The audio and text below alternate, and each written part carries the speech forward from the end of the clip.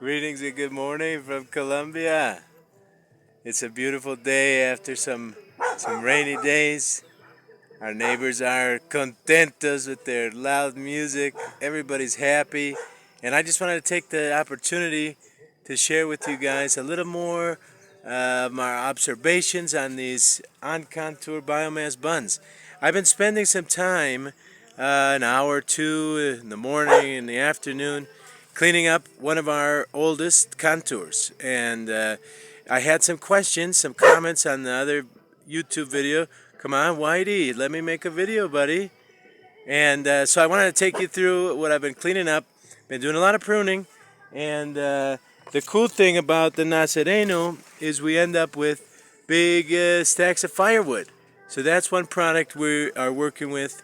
And so here we're on the upper side of this biomass contoured bund, and I pile up all the material here, and the woody stalks, the thicker ones, I clean them up for firewood, and I pile up all the grass and leaves and thinner stems. And so let's see if we can walk along here. Now there were some questions about planting, and on top of, above, and below are all different microclimates actually.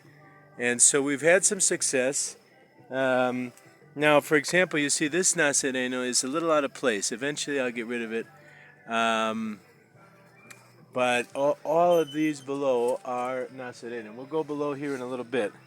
I wanted to mention this species here. This is a type of elephant ear, bore. It's actually used to feed animals and even people. In the trunk can actually continue to grow, and it will continue to grow until you cut it down and use it to feed pigs or chickens or people. I've had bore cake. I've had it's a carb, and so I don't really like it, but in an emergency it can be eaten. And we had a bunch of them, and when we fattened 50 chickens. We went through and knocked down all the trunks, and they come right back, and we've been propagating them. They're water-loving species, just like this this plantain here, and these seem to grow really well above the contour. Let's move past here, past some more of this elephant ear, and now we've got another example here. Here is actually a tibuchia, tabiabuya tree. This is a chicala, and it has actually survived here. I'll show you. Let's see if we can get some. A lot of the trees we planted above have kind of suffered. Some of the chachafruto and the nitrogen-fixing trees actually really suffered above. The decomposing matter was affecting. They would get problems. I imagine fungus in the roots and stuff. So some trees seem to be doing with it. I try not to pile it up too much, too close, give it a little air to breathe. So this one is still alive. Some of this is part of the planning. Once a contour's in, it's pretty obvious, but when you're going to put in a contour, you have to kind of work with what's there. And so this tree is alive and really healthy, but has been going pretty slow. And part of that is also that it's now happy about the shade. So we could see back here all along, it was coming over and making a canopy. Let's move back here a little bit.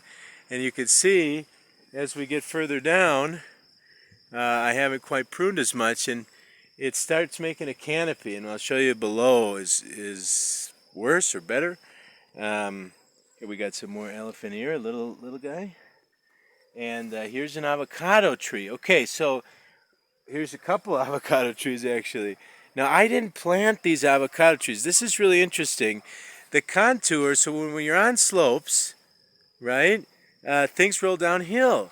And so when you have avocados and an animal eats them, they will, leave the seed behind. And the seed can end up anywhere, right? Well, yes, and it also rolls. It's a real round seed, or I guess a stone, kind of a stone fruit. And it will, a lot of them end up on the contour because that's how gravity works.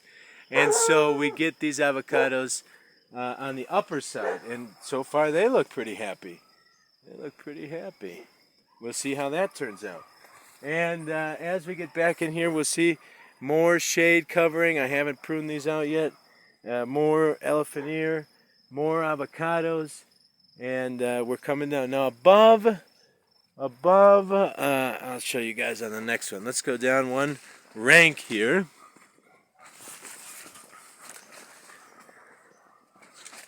Go down one rank here and get into this slot. Now this was getting really shaded. Here's some more firewood.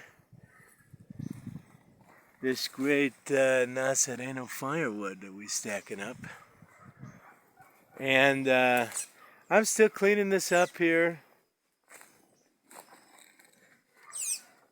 And a lot of branches and stuff. And so, hey bird.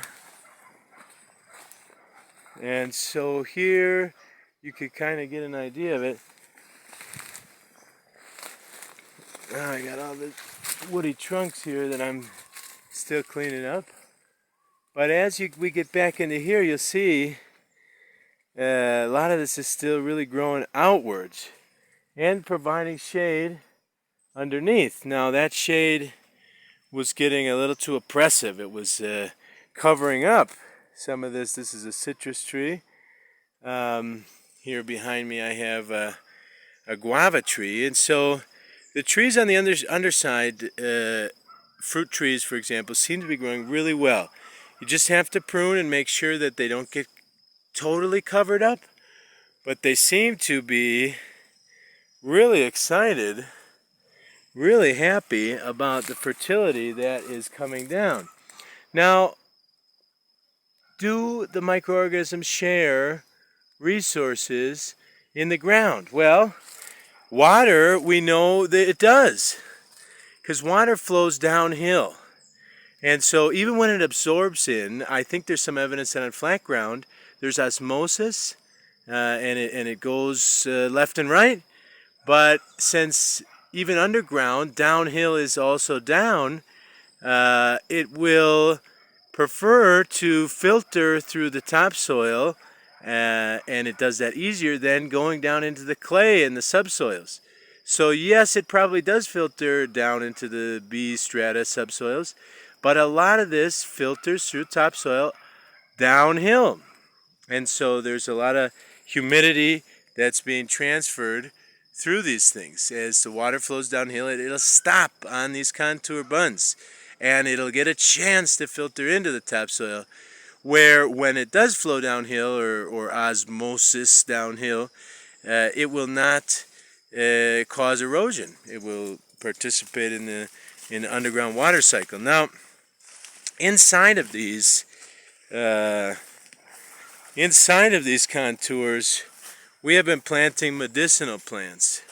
And so I'm going to come over here and show you guys some of our lemongrass crop. Now on this side we planted some new ones. There's some lemongrass. But over here we've got some older ones that have really bushed out. And so above this you could see a contour. We actually had to coppice the whole thing. But it's grown back again, and it had sent out some things downhill here, which I pruned up. And so inside the contour, between the contours, we are planting right now medicinal crops and other things. Now here below, I'll show this example here. This tree right here is a native tree. I'm not even sure. I have to ask my wife what this tree is. This came here and it seems really happy. You might see behind here is a tibuchina that we did plant. But this guy, and in fact there's another one in there. There's several native plants right here. Must be a bird perched and pooped a couple different types of plants. And so we'll leave those. We enjoy working with the natives, learning more about them. Here next door here's another one. This is espadero. Oh, that's terrible lighting. Here we go. This is the espadero. And we still have some old coffee. You know, when you cut the coffee down, we cut it off chest high. It'll resprout again. And if it gives some coffee beans, we'll take them. But we're transitioning away from coffee. Once we get our contours together, we may decide that in between one or more of the contours, we may want to grow coffee again. But for now, we're just leaving the ones that seem healthy enough, and kind of eliminating or letting die the ones that, you know, aren't fitting in. The coffee here originally 10 years ago was monoculture and depended heavily on outside inputs. And so now we're kind of letting it go. The ones that are happy can stay, and maybe we'll add some later. So I still got quite a bit of pruning to do. We'll see how this video turns out. I think this might not be the right time of day to get the best lighting. But I hope that was a little educational. Continue to ask me questions down in the comments about these techniques. I've got a drone video coming up to see our steep slopes.